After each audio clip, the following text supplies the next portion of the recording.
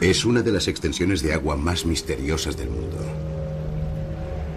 El enorme mar interior donde Jasón llevó a sus argonautas. Un sitio donde el agua es venenosa y en el que la historia y la leyenda se dan la mano. Vestigios del pasado perviven aquí como en ningún otro lugar de la Tierra. Y por eso está aquí Robert Ballard. Cuando eres explorador submarino y alguien te dice que hay un lugar especial donde no ha ido nunca nadie y donde puede haber secretos escondidos, no puedes quedarte en casa. Estas aguas albergan muchos secretos. Uno de ellos está relacionado con una historia muy antigua. La historia de un cataclismo de enormes dimensiones que tuvo lugar en los albores de la civilización humana. Una historia 1000 veces contada a través de generaciones, antes de convertirse en texto escrito. Hubo una vez una gran inundación y un hombre llamado Noé construyó un arca.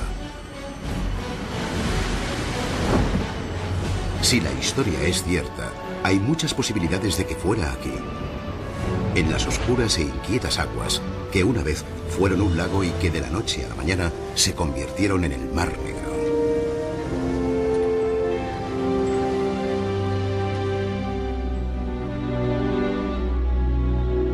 El diluvio universal.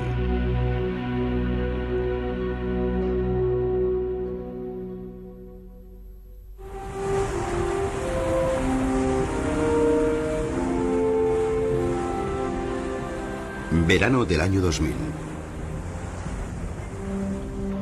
A bordo del barco de investigación Northern Horizon, el explorador Robert Ballard y su equipo se dirigen al este hacia una extensión de agua que le intriga desde hace mucho tiempo. El Mar Negro. En el mundo antiguo era un lugar de dragones y amazonas. Un mar envuelto en misterios y leyendas. Sus más de 450.000 kilómetros cuadrados lo convierten en uno de los mayores mares interiores del mundo, con una superficie equiparable a la de España. Ha sido punto de encuentro de marineros durante miles de años y muchos barcos se han hundido bajo sus olas. Ballard está aquí porque el fondo del Mar Negro es venenoso, lo que lo convierte en un excelente preservador de madera. Significa que tiene que haber una enorme cantidad de barcos ahí abajo. Las posibilidades de encontrar capítulos perdidos de la historia de la humanidad en buen estado de conservación son muchas, enormes. ¡Wow!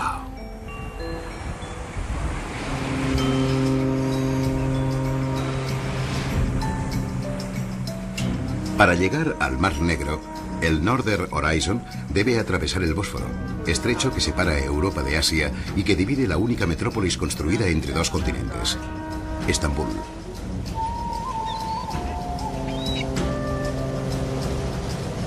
Según la mitología griega, fue en estas aguas donde Jasón y los argonautas empezaron su viaje al Mar Negro en busca del vellocino de oro.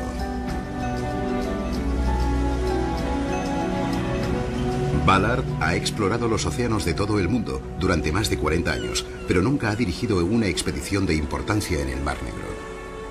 Décadas de Guerra Fría se lo habían impedido. Ahora, por fin, la puerta está abierta. Ballard recorre las últimas millas del Bósforo, soñando con restos de naufragios, sin darse cuenta de que el curso de la expedición está a punto de cambiar.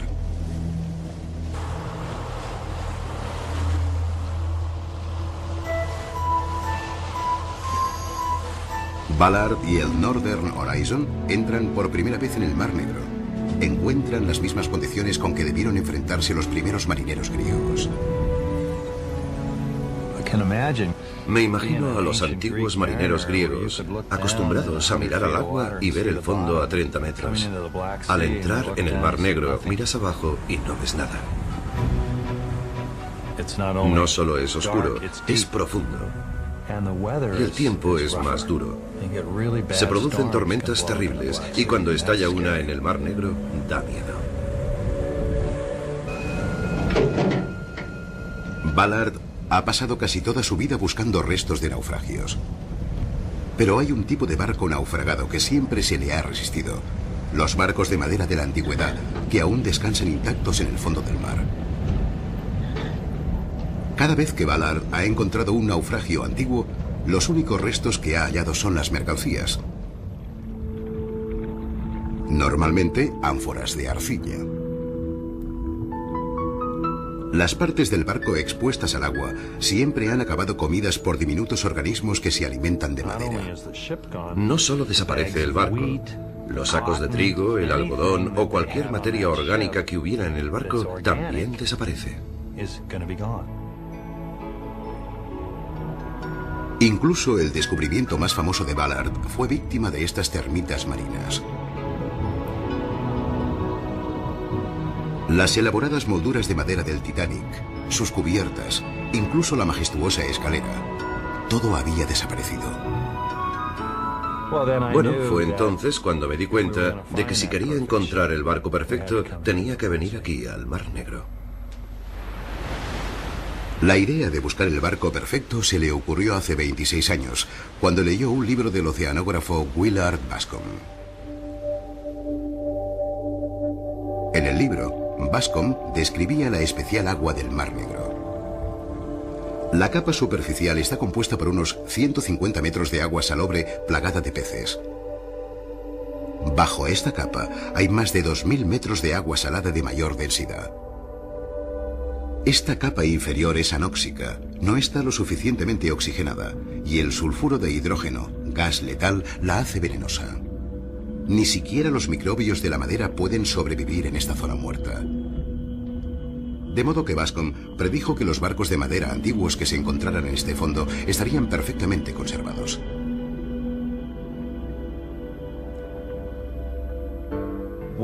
Willard fue uno de mis puntos de referencia. Era una eminencia en mi campo cuando yo era un chico. Era un espíritu inquieto y se movía en todos los campos. No solo le encantaba explorar, sino que también le gustaba desarrollar nuevas tecnologías para la exploración. Willard Bascombe nunca pudo demostrar su teoría sobre el Mar Negro.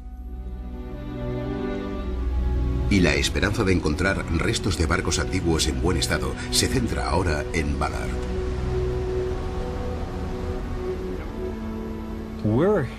Buscamos el tipo de barco que no se suele encontrar. No se trata de encontrar un montón de ánforas, sino de dar con un barco. El mástil, las jarcias, las 9 vergas enteras. Buscamos lo que normalmente habría desaparecido, incluidas las personas. Ballard dispone de casi un mes para encontrar el barco perfecto de Willard Bascombe, a menos que otras cosas distraigan su atención, y eso es justo lo que va a ocurrir. Como Jason, Ballard está a punto de verse tentado por, en este caso, algo que leyó en un libro. Tardé muchos años en prepararla, y cuando por fin podía surcar el Mar Negro y buscar ese barco perfecto, se publica el libro de Ryan y Pitman. Lo que decía era demasiado bueno como para pasarlo por alto. El libro se titula El diluvio universal. En él, 2 reputados geólogos proponen una teoría nueva sobre la formación del Mar Negro. Sostienen que fue consecuencia de la inundación más monumental de la historia del hombre y que, probablemente, había gente en aquellas tierras cuando ocurrió. Los autores especulan con que los supervivientes contaron la historia de la inundación durante innumerables generaciones y que ésta acabó en las escrituras como la historia de Noé y su arca. Si estos geólogos están en lo cierto, a unos cientos de metros de profundidad se encontraría una estrecha llanura donde habría vivido la gente del lugar cuando empezó la inundación. Y ese es precisamente el sitio donde se encuentra Ballard en su primer día de expedición. El Northern Horizon se encuentra en una zona poco profunda del Mar Negro, al este del Bósforo, cerca de la ciudad portuaria de Sinop. Según la teoría, antes de la inundación, en esta región habría tierra firme a orillas de un lago de agua dulce. Seguramente este sería un lugar muy agradable para vivir. Un gran lago de agua dulce, un lugar que siempre resulta atractivo para la gente. Habría grandes concentraciones de grupos humanos, asentamientos alrededor del lago. Casi seguro que sería así. Nadie sabe si la gente de aquel lago existió. Pero si es cierto, debían parecerse a otros pueblos neolíticos de regiones cercanas. Vivirían en pequeñas aldeas con cabañas de barro y caña o materiales parecidos. Pudieron hacerse ropas de tela y tenían pieles. Es posible que los pueblos de alrededor del Mar Negro se dedicaran ya a la agricultura, pero no podemos saberlo a ciencia cierta. Quienes quiera que fueran, puede que hayan dejado rastros de su vida tras de sí, ocultos bajo el agua durante los últimos 7000 años. A menos de 200 metros bajo el barco de un gran buscador de tesoros.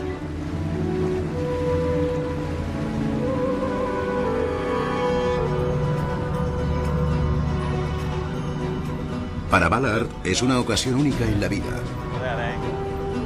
Decide pues que la búsqueda del barco perfecto puede esperar un día o dos e inicia una rápida inspección submarina de la antigua línea costera buscando rastros de una civilización perdida. Empieza rastreando con el sonar. Intentamos ver si podemos usar el sonar para barrer la zona y recoger algún tipo de señal de construcciones, estructuras, muros, algo que nos diga que entremos y echemos un vistazo más de cerca. Es como buscar una aguja en un pajar, una aguja muy pequeña, pero he buscado agujas como esta antes y las he encontrado.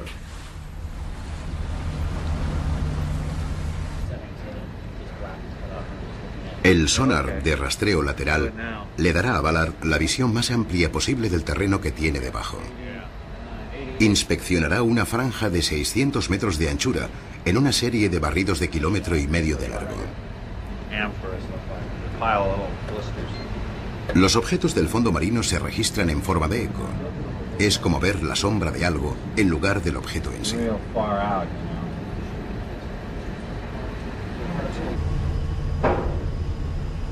Esa noche, Ballard se prepara para sumergir a Argus, la cámara motorizada.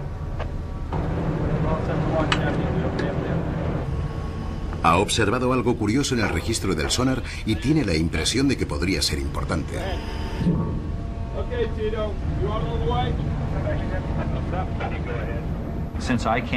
Como no puedo estar despierto las 24 horas del día, al final de los rastreos me siento frente a uno de los estudiantes colaboradores de mi equipo y observo cada imagen, clasificándola según la probabilidad que tiene de ser relevante.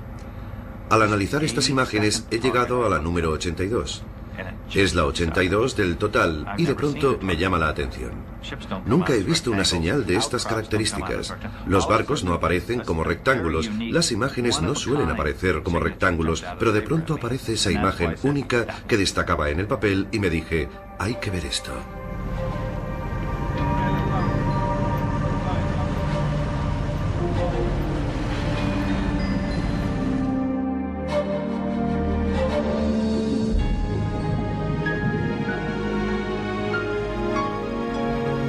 Argus le da a Ballard una primera imagen detallada del Mar Negro desde abajo.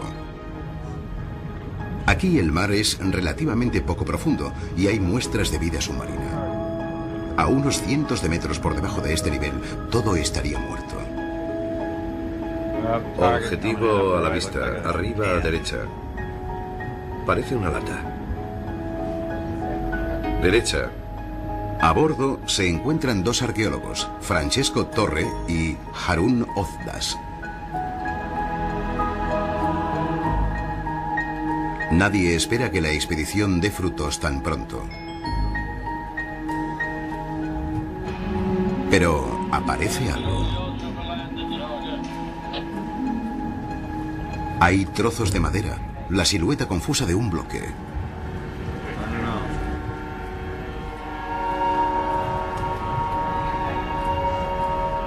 Nadie sabe qué es, pero sea lo que sea, parece antiguo.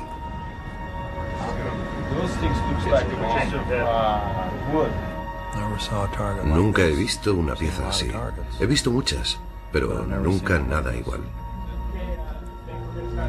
Algo llama la atención de Ballard. Algo que le desconcierta. En esta zona, entre los 100 metros y los 150 metros, había madera. Y es exactamente donde debían vivir las personas. Estaba atónito. No me importaba a quién perteneciera la madera, pero no debía estar allí. Aunque hubiera sido madera de origen reciente, la madera en alta mar tiene ese aspecto. La existencia de madera se podría explicar si la zona muerta se encontrara más cerca de la superficie de lo que pensaba Ballard. Pero ahora mismo está demasiado ocupado para pensar en eso. Parecen herramientas.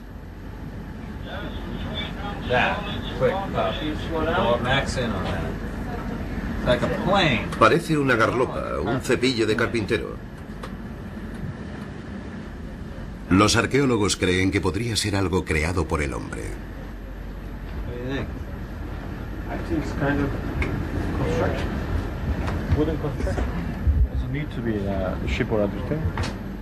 No es un barco.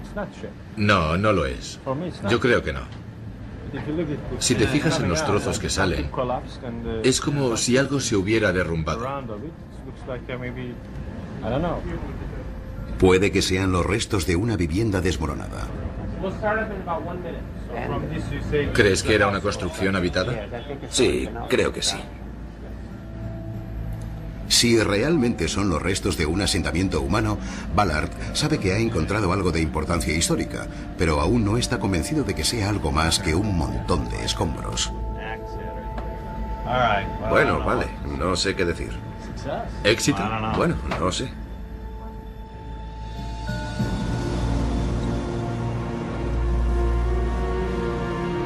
Ballard se enfrenta a un dilema. Por mucho que quiera seguir con su búsqueda de barcos de madera antiguos, la posibilidad de añadir otro capítulo a la historia humana es irresistible. Especialmente este capítulo en particular. La historia de Noé y el Arca es una de las más antiguas de la literatura occidental. Y el debate sobre si ocurrió o no perdura. No hay forma de demostrar científicamente que Noé y su arca existieran. Pero sí es posible demostrar que se produjo una gran inundación. A principios de los años 70, a orillas del río Hudson, en el estado de Nueva York, dos geólogos de la Universidad de Columbia decidieron que valía la pena echar un vistazo. William Ryan y Walter Pittman son reputados geólogos y especialistas en inundaciones gigantescas, como las que ocurren cuando un mar se vacía en otro. Empezaron a preguntarse si el final de la última glaciación hace unos 12.000 años pudo haber producido una inundación de tal magnitud que hubiera provocado que se hablara de ella durante generaciones. La idea era que teníamos que encontrar una inundación que fuera lo suficientemente intensa y localizada como para, digamos, originar una leyenda. Como la de la historia de Noé. Una inundación tan enorme que pareciera cubrir toda la tierra. Es un modo terrible de hacer ciencia, ya sabes. Empezando con un mito e intentando encontrar su origen. Pero es lo que hicimos, ese fue nuestro enfoque. Ryan y Pittman sabían de otras historias sobre inundaciones que habían circulado por Oriente Medio, mucho antes de que se escribiera la historia de Noé por primera vez, hacia el 700 a.C. Más de 1000 años antes, los sumerios ya tenían la epopeya de Gilgamesh, donde se describía una inundación monumental. Gilgamesh es como el rey Arturo o el Luke Skywalker de su época. Gilgamesh es un hombre que se enfrenta al caos del mundo, a los caprichos de los dioses. En el transcurso de la historia, Gilgamesh se encuentra con un superviviente de una enorme inundación que dice que los dioses le avisaron que se acercaba un diluvio y que construyera un barco. Le dijeron que se llevara a su familia y a los animales y que los metiera a todos en ese barco. Al contrario que la historia del diluvio bíblico, esto sucedió muy rápidamente. Tuvo alrededor de una semana para construir el barco, una semana para que se iniciara la tormenta y otra semana para que amainara el temporal. Y eso es todo. En Gilgamesh, la inundación se produce repentinamente, acompañada de lluvias y de un viento del sur. Lo destruye todo, excepto al superviviente, a su familia y a su barco. Es una historia fundacional que se repitió constantemente. Otros mitos e historias cambian y se transforman, pero este perdura por alguna razón. Es muy espectacular y no veo por qué no iba a transmitirse oralmente. Esas cosas, una vez empiezan, ya no se detienen. Los puntos en común entre la historia de Noé y la de Gilgamesh son sorprendentes. En ambos relatos, un patriarca recibe la orden de construir un barco gigante y de subir a bordo animales de todo tipo. En ambos relatos, la inundación lo destruye todo y a todos. En ambos relatos, la inundación prosigue hasta que todo el mundo queda anegado.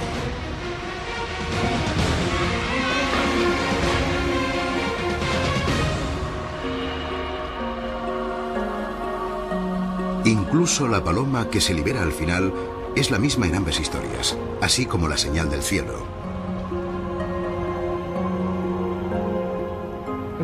Creo que hay tantos parecidos entre los detalles particulares de la historia del diluvio del Génesis y la del diluvio de Gilgamesh, que tiene que haber alguna conexión entre ellas.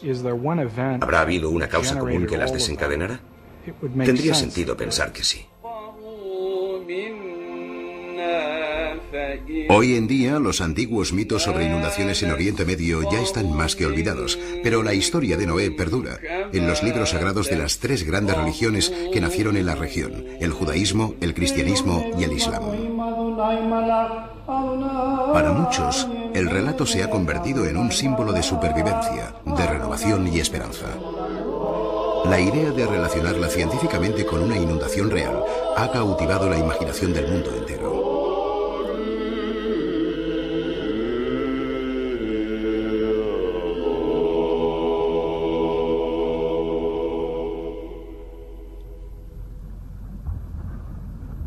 Y si la inundación se produjo aquí, en el Mar Negro, puede que la Argus esté sumergiéndose donde tuvo lugar el suceso.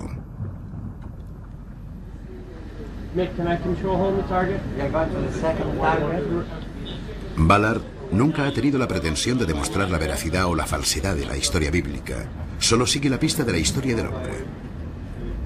Si puede demostrar que había gente viviendo en este lugar hasta que una inundación los obligó a irse, solo eso ya sería un gran descubrimiento. Pero antes de hacer cábala sobre el punto 82, quiere comprobar otros objetivos cercanos y similares. Vamos a comprobar el próximo. Tiene que estar a un par de millas al oeste. Entonces empiezan los problemas.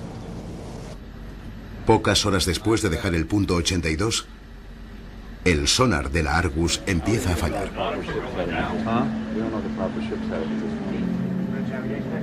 Está roto. No sé por qué.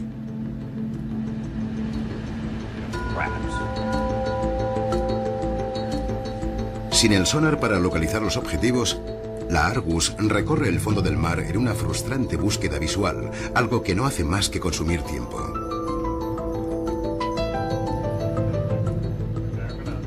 Para complicar aún más las cosas, el tiempo cambia. El mar se agita y la Argus va chocando contra el fondo, removiendo los sedimentos. Ballard empieza a temer por la integridad del cable.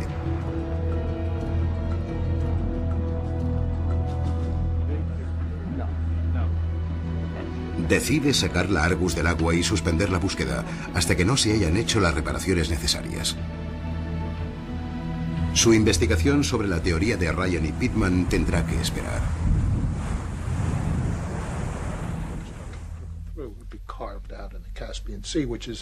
La identificación del Mar Negro como el lugar del diluvio fue consecuencia de muchos años de investigación geológica. Ryan y Pittman empezaron por examinar el paisaje de Oriente Medio. Puede que una de las cuencas de esta zona se hubiera secado durante la última glaciación y después se hubiera vuelto a inundar de golpe cuando el nivel del mar subió y el hielo se fundió. Estudiamos el Mar Rojo y el Golfo Pérsico y los descartamos por motivos geológicos. Pero el Mar Negro, había algo que nos decía que que podría ser que se hubiera producido una gigantesca inundación en aquel lugar, así que decidimos seguir esa pista. En 1993, Ryan y Pittman recibieron una invitación para unirse a un equipo de científicos rusos en un viaje de investigación por el Mar Negro.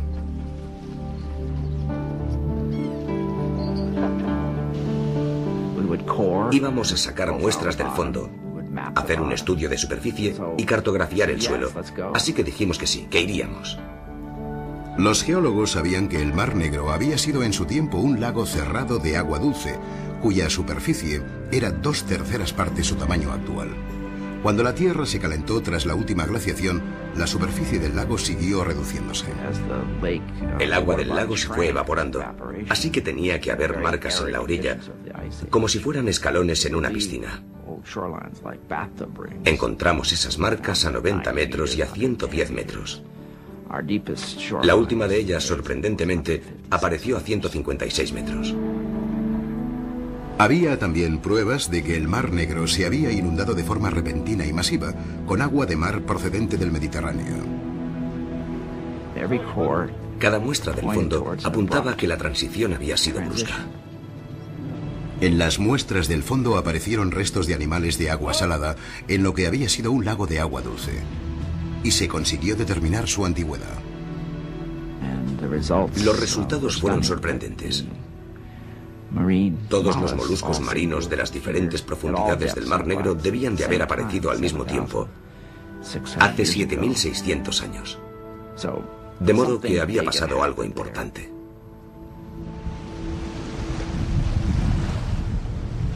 Ryan y Pittman creen que se abrió nada menos que una boca monumental de agua salada que pasó desde el Mediterráneo a la cuenca del Mar Negro y que debió producirse sin previo aviso. Ninguno de los habitantes del lago podría haber sabido con antelación que lo único que les separaba del desastre era una lengua de tierra cada vez menor, que ya se estaba abriendo por el valle del Bósforo. Un valle que se estaba llenando con agua salada de un Mediterráneo en expansión. El nivel del mar subía sin cesar mientras llegaba agua del deshielo y aumentó tanto que inundó el valle del Bósforo. Entonces empezó a colarse por el valle. Primero muy lentamente, pero después abriendo la tierra y las rocas. Al hacerlo, creó un canal cada vez más profundo, y cuanto más profundo se hacía, más rápido avanzaba. Probablemente tardó entre 30 y 90 días hasta convertirse en un canal torrencial de grandes dimensiones.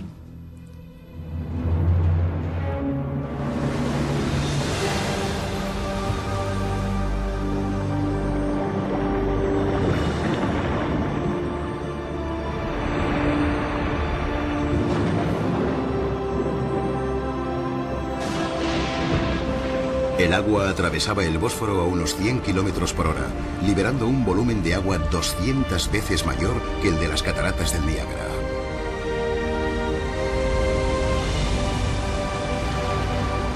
El ruido debía ser enorme, la vibración debía oírse a unos 100 o 200 kilómetros de distancia. Se estaba liberando una increíble cantidad de energía, una cantidad de energía brutal.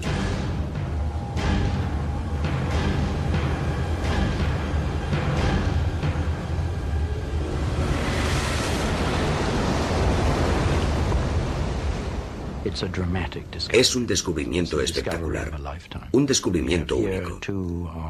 Gracias a los muchos años de profundas investigaciones, dos de los geólogos marinos de mayor renombre y experiencia de nuestros días han hecho un descubrimiento increíblemente importante.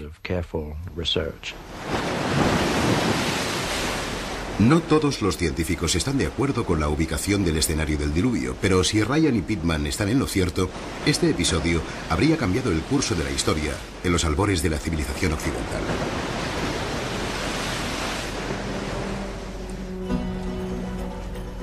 Puerto de Sinop, en la costa sur del Mar Muerto. Ballard recibe presiones. Debe emitir un informe oficial sobre lo que ha encontrado, y aún no está convencido de haber hallado nada. El Northern Horizon descansa en el muelle mientras se reparan las máquinas. Llega un nuevo y esperado tripulante desde Estados Unidos. Martin Bowen es un experimentado piloto de vehículos a control remoto que ha trabajado con Ballard desde la expedición del Titanic. Necesito que me confirmes si es cierto lo que creemos ver. No me importan los detalles sofisticados. Vamos a mirar esas pequeñas piezas tan asombrosas, herramientas o lo que sea. Así que tenemos que acercarnos mucho. Ballard confía en Bowen y en un vehículo llamado Little Herd para obtener imágenes de alta resolución y quizás algunas muestras del fondo. Necesita información, cualquier cosa que le ayude a determinar si el punto 82 estuvo habitado en su día por seres humanos.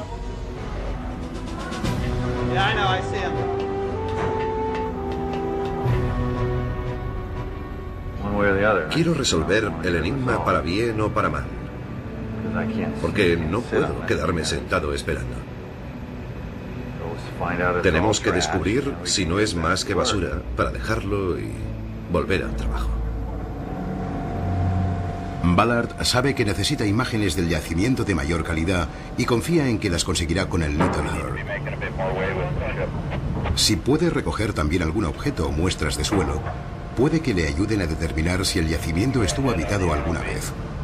Pero mientras, seguirá presionado por la obligación de dar un informe basado en gran medida en las imágenes que envíe el Little Herd.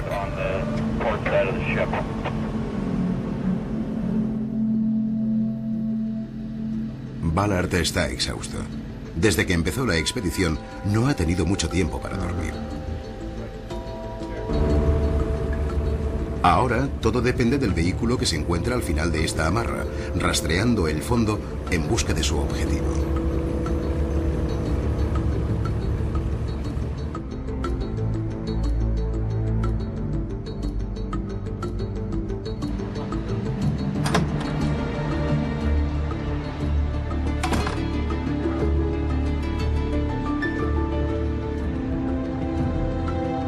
Transcurren 10 aburridas horas hasta que el arqueólogo Fred Heber descubre las primeras señales del punto 82.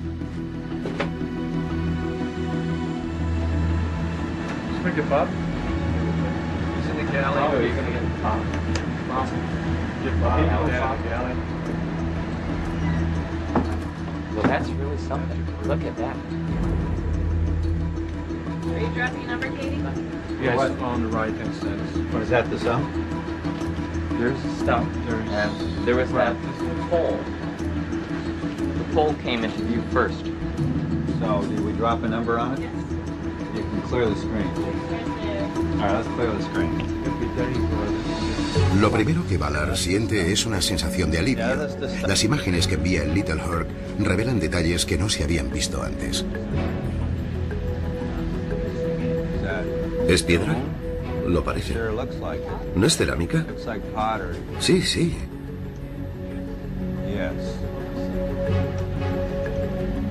Aparecen los primeros ángulos rectos, una forma nada habitual en la naturaleza.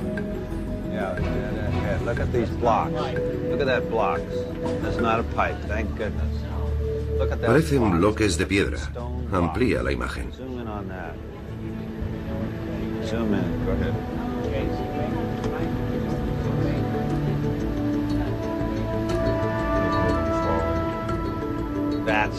Eso, ¿qué es? Haz un primer plano.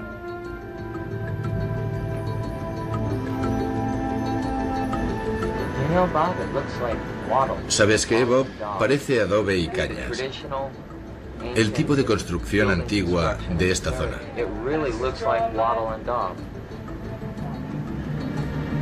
Un tejado o un muro. Vamos a buscar algo más.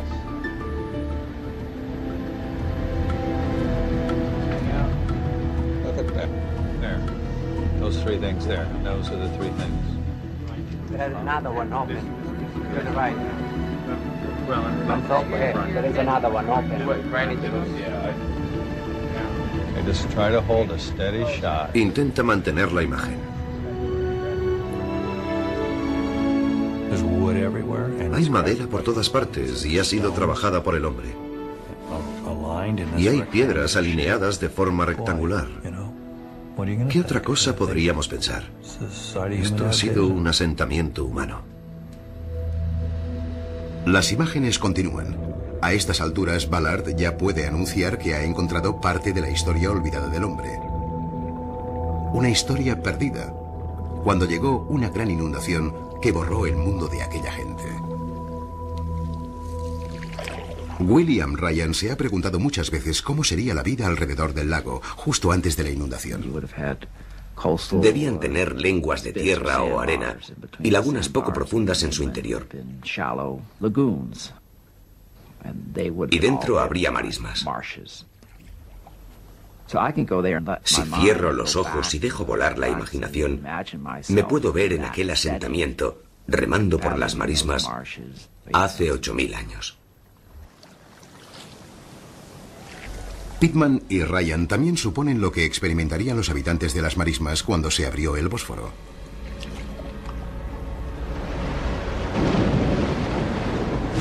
Sería como si reventara una presa natural de más de 3 kilómetros de anchura. El agua del Mediterráneo entraría con fuerza, en masa y en una avalancha interminable. Todos los que vivían cerca del Bósforo habrían sido arrastrados por la corriente desde el primer momento.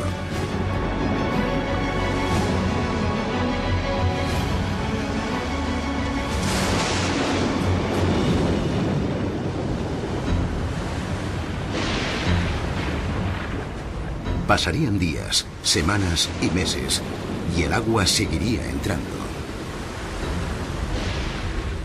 La gente tendría que desplazarse unos cientos de metros o 1 kilómetro cada día hacia el interior, día tras día, día tras día, cada vez más, cada día más hacia el interior para escapar de la inundación. Según Ryan y Pitman, en menos de un año se habría formado el Mar Negro que conocemos hoy. Con una catástrofe natural de tal magnitud que quedó grabada en la memoria colectiva de los supervivientes y que se transmitió de padres a hijos.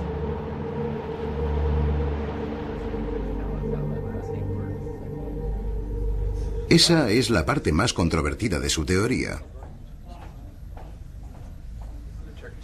Especulan con que los supervivientes habrían huido del avance de las aguas, llevándose consigo su cultura, y que el relato de la inundación habría perdurado durante miles de años gracias a la tradición oral.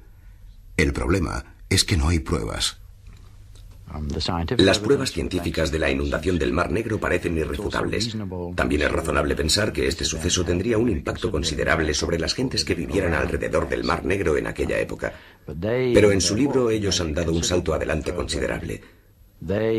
Afirman que esta es la inundación que dio origen a los mitos mesopotámicos sobre inundaciones.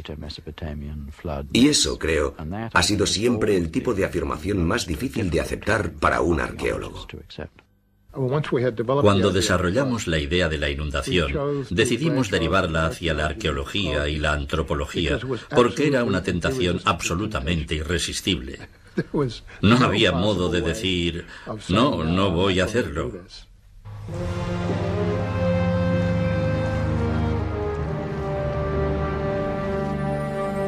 Ballard sabe que nada de lo que encuentre demostrará que la inundación del Mar Negro y el diluvio universal fueron lo mismo. Pero siente que está cerca de encontrar una de las piezas que faltan en el rompecabezas de la historia. Solo tiene que recuperar un fragmento del pasado, con una máquina que no se diseñó para ello.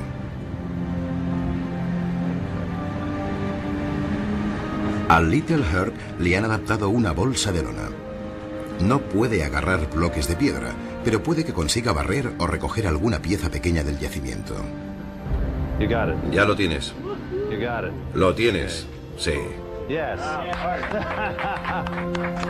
All right.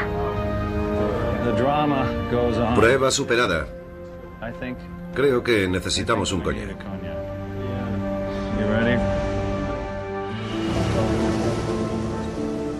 El Little Herc regresa de su misión, llevando consigo su preciosa carga. En la bolsa hay tierra y algunos objetos de madera. Las muestras serán enviadas al laboratorio para realizar los análisis químicos y la prueba del carbono. Con eso puede que obtengan las primeras respuestas definitivas a las preguntas que todos se hacen.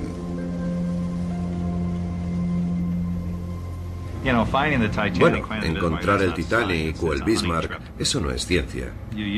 Es un viaje de rescate. Empleas tus conocimientos, pero es un viaje de rescate. Esto es ciencia. Aquí acabas yendo hacia donde te lleva la investigación.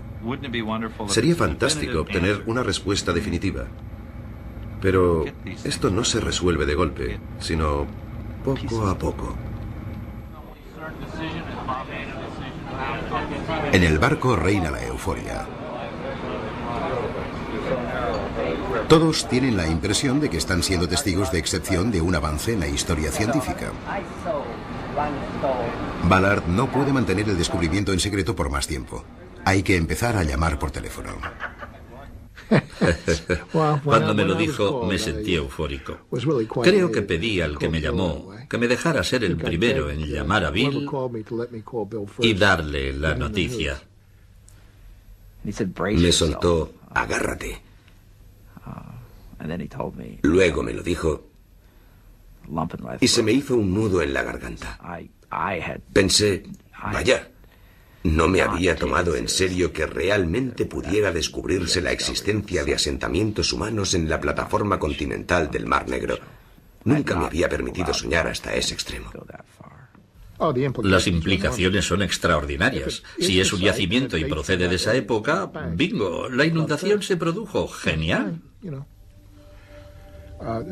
Las siguientes cuestiones son: si es un asentamiento humano, ¿de qué tipo? ¿Religioso? ¿Son restos de una construcción? ¿Es parte de una cantera? Y hay que establecer la antigüedad, claro. Ahí pongo toda mi ilusión. World News Tonight interview, CNN International, and that is going to be at 8:43. A bordo empiezan a llegar peticiones de entrevistas.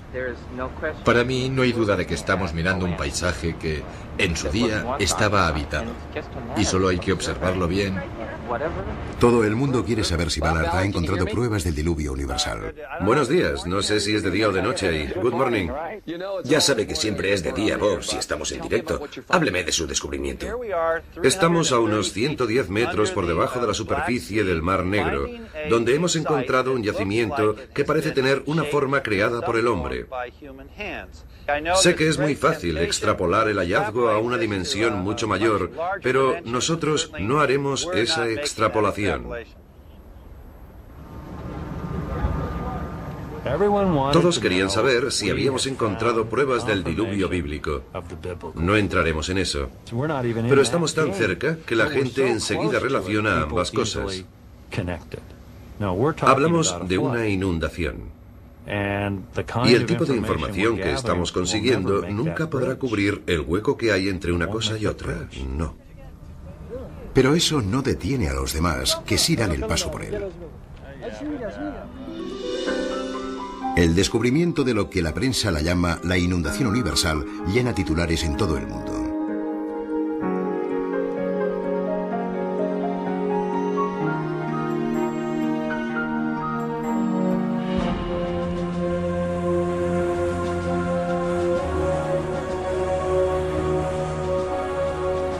Para cuando el clamor empieza a calmarse, la expedición se encuentra en su última semana. Ballard tiene otro compromiso esperándole y debe abandonar su sueño de encontrar el barco perfecto para volver a Estados Unidos. Deja los últimos días y su último objetivo en manos de su equipo.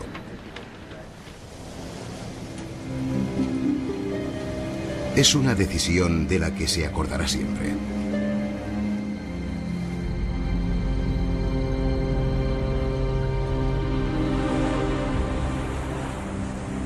El Northern Horizon emprende un viaje mar adentro.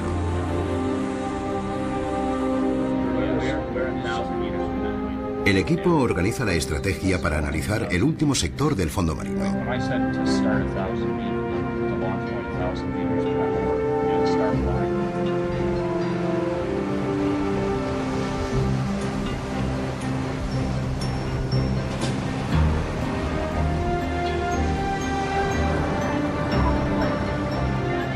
En plena tormenta, echan los vehículos al agua para que hagan la última inmersión.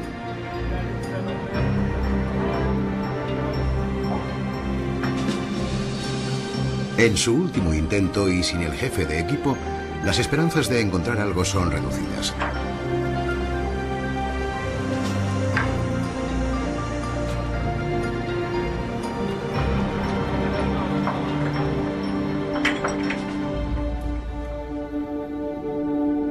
El equipo se reúne en la sala de control para echar un último vistazo al fondo del Mar Negro, carente de vida.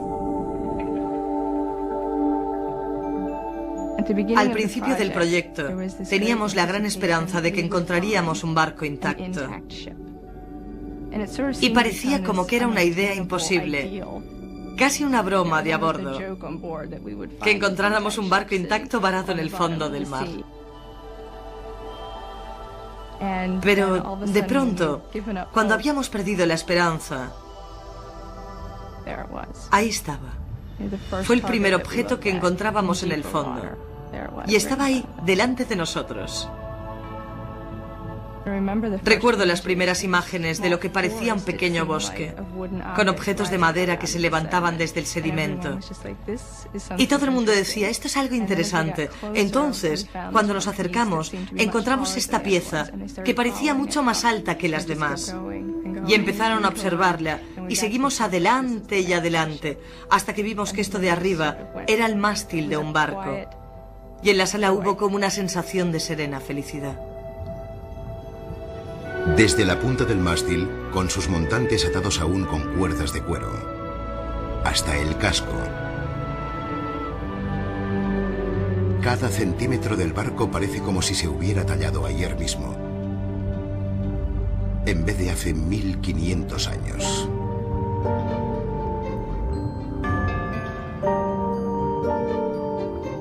Es el barco hundido mejor conservado que se ha encontrado nunca en alta mar. Y nadie duda que, bajo las capas de sedimentos, el casco también debe estar perfectamente preservado.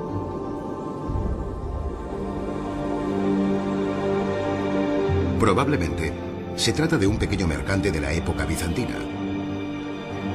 En el interior de su casco de 11 metros debía transportar pescado, vino o aceite de oliva y las pertenencias personales de su tripulación compuesta por 3 o 4 hombres.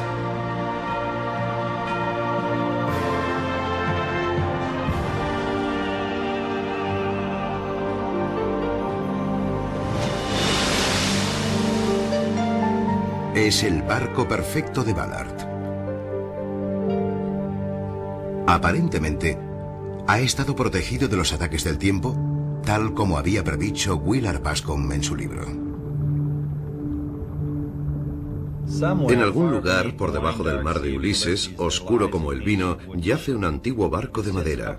Está varado en el fondo, cubierto con una fina capa de polvo de arena de 2500 años. El puente, azotado por las olas, y los macarrones de la borda astillados son muestra de la violencia de la última lucha del barco contra el mar. Aún queda en pie un trozo de mástil. Bueno, pues acertó casi del todo. Lo que queda es un mástil entero. Mi sueño era encontrar su barco perfecto y contárselo, porque él sabía que yo lo estaba buscando. Pero 2 días antes de que lo encontráramos, murió.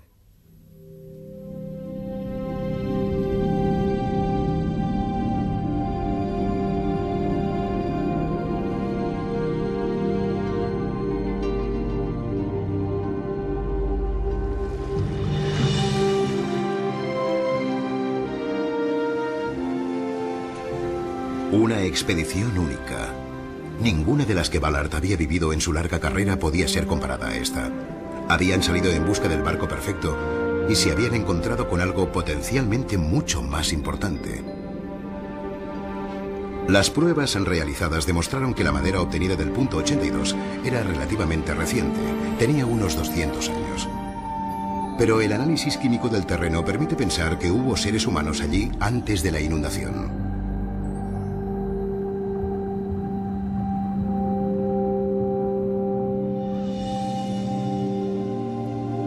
Puede que el punto 82 no nos llegue a decir nada sobre el diluvio universal. Pero en el nuevo siglo que empieza, tal vez los arqueólogos y oceanógrafos descubran una nueva civilización conservada en un medio venenoso, en el mar más misterioso del mundo.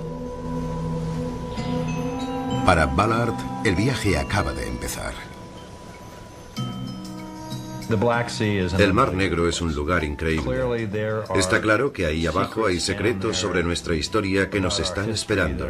Y ahora sé que realmente están ahí. Así que volveré. Volveré muchas veces.